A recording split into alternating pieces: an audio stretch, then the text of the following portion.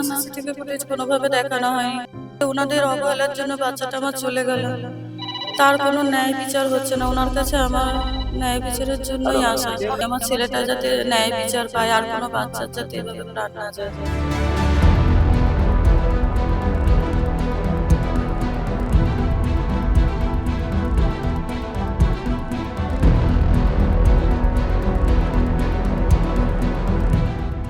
First period থেকে অসুস্থ বোধ করছিল গরমের জন্য।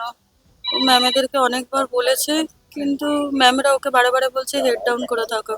তো প্রথম পিরিয়ড সেকেন্ড পিরিয়ডের পর থেকে ওর অবস্থার খুব খারাপের দিকে যেতে থাকে।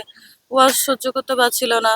এবার লাস্টে যখন ও নিজে বলার কন্ডিশনে ছিল না, ওকে জলও খেতে দেয়নি ততক্ষণ পর্যন্ত। আর ওকে বারে বারে মাথা নিচু করে হেড ডাউন করিয়ে বেঞ্চের মধ্যে বসিয়ে রাখা হচ্ছিল। অতক্ষণ ওই লাস্টে ও যখন আর বলতে পারছে না, ওর বন্ধুরা গিয়ে গিয়ে অনেকবার ম্যামকে বলেছে। এমনকি লাস্টে কিছু টিচারও বলেছে কোঅর্ডিনেটর ম্যামকে যে ম্যাম বাচ্চাটা এত অসুস্থ হয়ে পড়ছে, একটু দেখুন না, ওকে যদি কোনোভাবে ওর গার্জেনের হাতে, আমাদের হাতে যদি একবার ফোন করে তুলে দিত, আমরা ও ঠিক করে নিতাম। কিন্তু আমাদেরকে কোনোভাবে ফোন করে জানানো হয়নি। এবং ওকে যদি স্কুলেই রাখবে ভেবেছিল, ওকে তো একটু ঠান্ডা রুমে বা একটু ফ্যানের তলায় রাখতে পারতো ওকে শুইয়ে, যেটা বাচ্চাদেরকে করা হয়। কিন্তু ওকে ওইভাবে বসিয়ে, ওই টাইট জামা কাপড় পরিয়ে, ওইভাবে গরমের মধ্যে হেড ডাউন করিয়ে রাখতে রাখতে ওর মাথায় ব্রেনে অক্সিজেন না পৌঁছতে পারেনি। ধীরে ধীরে অবস্থা খুব খারাপ হয়ে যায়। সিক্স পিরিয়ডের পর যখন ছুটি হয়, ও তখন আর আসতে পারছিল না, উঠতে পারছিল না। আর ব্যাগ প্রচুর ভারী। ও বলছে ম্যাম আমি ব্যাগ নিয়ে সিঁড়ি দিয়ে নামতে পারবো না। যে ম্যাম ছিল বা মাসিরা ছিল, তারা বলছে তোমার ব্যাগ তুমি নিয়ে নামো, আমরা নামতে পারবো না।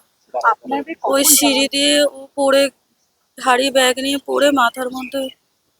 আপনারা কখন জানতে পারলেন? আপনাদেরকে কখন যখন জানানো হয়েছে? ছুটি হচ্ছে, যখন সেই ছুটির সময় যখন হ্যান্ড ওভার করবে, আমার ছোট ছেলেকে নিয়ে যখন বড় ছেলেকে নিতে গেছে, তখন দেখছে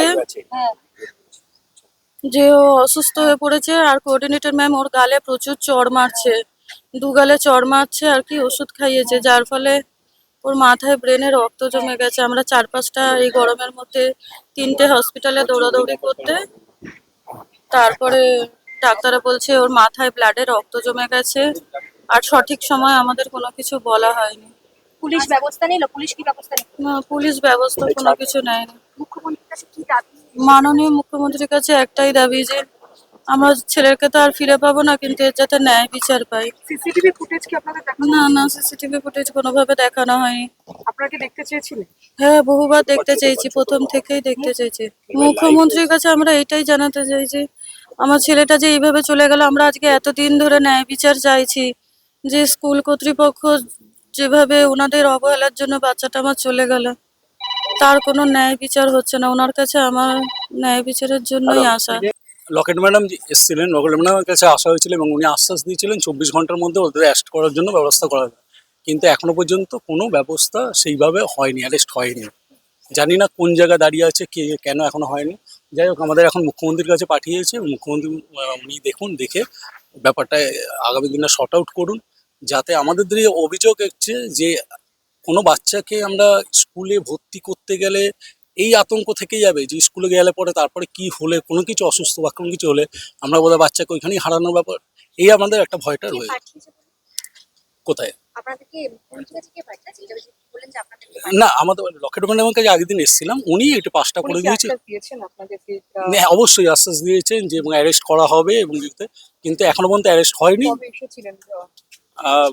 ডেটটা এক্স্যাক্টলি মনে নেই, লাস্ট সপ্তাহখানেক আগে। বুঝতে পারছি না, পুলিশের বলছে আমরা ইনভেস্টিগেশন করছি, কোঅপারেট করছি সমস্ত কিছু এবং রয়েছে। জানি না ভিতরের ইন্টারনাল কি অবস্থায় রয়েছে বা কিভাবে হচ্ছে, এই প্যাচগুলো তো আমরা অতটা বুঝি না। তবে একটা জিনিস বুঝি যে বাচ্চা যখন অসুস্থ হয়ে পড়েছিল, হসপিটালে ডাক্তার আরেনটা করে ডাক্তার মানে এতে গিয়েছিলেন এবং সেখানে যথারীতি ডক্টর পঙ্কজ শিবরাজ উনি ভার্বালি করেছিলেন যে হয়তো সময় পেলে অপারেশন করা যেতে পারতো, কিন্তু মানে খুব কম সময়ের মধ্যে বাচ্চা ভেন্টিলেশনে চলে যায় এবং তারপর কোমা থেকে ভেন্টিলেশনে হয়েছে। এবং সেখানে দাঁড়িয়ে পঙ্কজ শিবরাজ বলছে না, আমার অপারেশন করা যাবে না। এবং যদি ওনার বক্তব্য হচ্ছে যে সময়টা যদি একটু পেতাম তাহলে আমি বাচ্চাকে ট্রিটমেন্ট, মেবি বাচ্চাটা বাঁচানোর কোনো জায়গা হতো। এবং ব্রেন টিউমার সেই দিনই ওই করে এমআরআই করেই ধরা পড়েছে। তা আমার বক্তব্য হচ্ছে স্কুলে যখন এমনি ঘটনা 8টার সময় সকালবেলা হয়, তাহলে 8টা থেকে 11:45 অবধি কি করে, মানে অসুস্থ হয়ে পড়ে 8টার সময় অসুস্থ পড়ে, সেই অসুস্থ বাচ্চাকে কি করে স্কুলে আটকে রাখতে পারে? ফলো করুন সংবাদ প্রতিদিন ডিজিটাল।